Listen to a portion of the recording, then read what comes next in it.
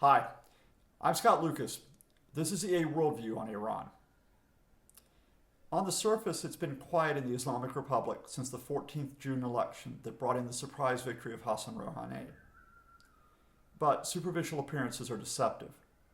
In fact, on three key fronts, there have been important developments.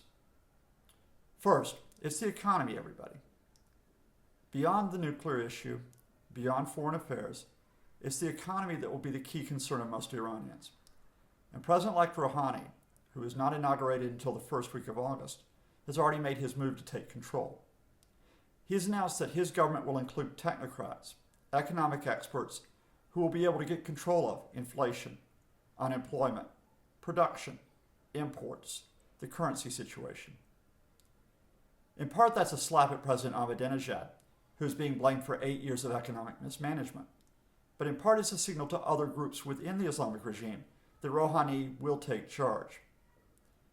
And indeed, in a major development this week, the central bank announced that it was devaluing the official rate of the Iranian currency by 50%.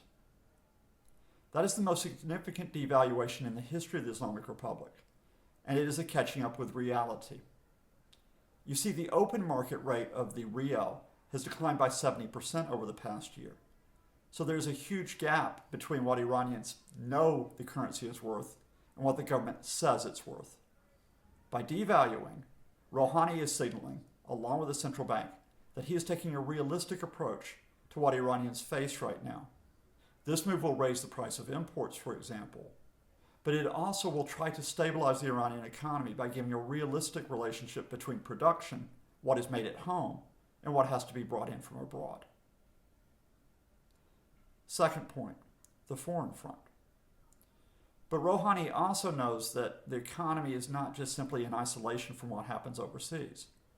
For example, he and the Iranians still face the crippling effects of U.S. sanctions, and Washington has signaled, indeed did so just before the Iranian election, that they are stepping up rather than decreasing those sanctions. So Rouhani and his allies, especially former President Hashemi Rafsanjani, have been putting forth a message of engagement. They will engage with the United States, with Europeans, as well as with Iran's allies on foreign affairs. Now, for most people, this means the nuclear issue. But in fact, the nuclear issue is on hold. The United States and Europe have already signaled they're not going to deal with the Iranians until after Rouhani becomes president, and Iranian officials did the same thing this week. So that means until about September, there won't be any significant movement, any chance of a meeting, albeit through high-level discussions or at lower levels, on how to resolve the question of Iran's uranium enrichment, and in conjunction with that, whether sanctions will be relieved. So instead, look to more immediate issues for signals. For example, the Syrian crisis. Here the Iranians have been saying that they want to be part of the conference to resolve the dispute between the Assad regime and his opposition. They want to be at the table rather than simply being seen as a backer of Damascus, providing military and economic support. Now, of course, the United States may not agree to that.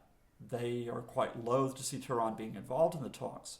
But to other people, it gives the impression that Tehran is being reasonable, that it is actually trying to find resolution rather than ratcheting up conflict. And that will become important if the United States, come September, continues to emphasize sanctions. Iran will play the victim card, and it will try to split the U.S., say, from European countries. Can it do so? Well, that brings up a third point, the political fight within. Here's the paradox. Rouhani wants to engage with the West not only to resolve foreign issues, but also his own position within Iran.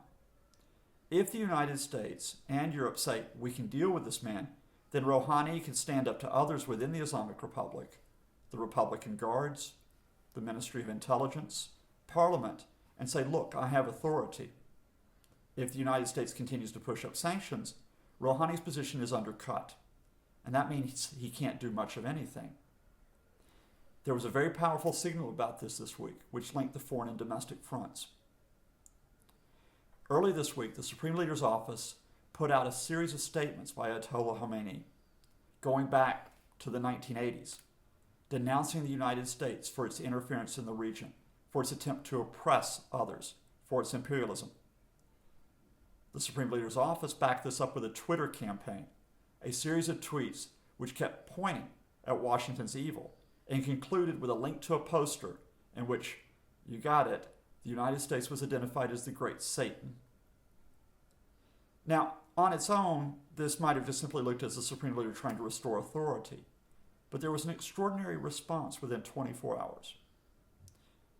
Former President Rafsanjani, the backer of President-elect Rouhani, came out with a video on his website, but not just any video. It was a video of a speech that was given by Rafsanjani in July 2009 when he was the Tehran Friday prayer leader, the important symbolic moment of the week for many Iranians.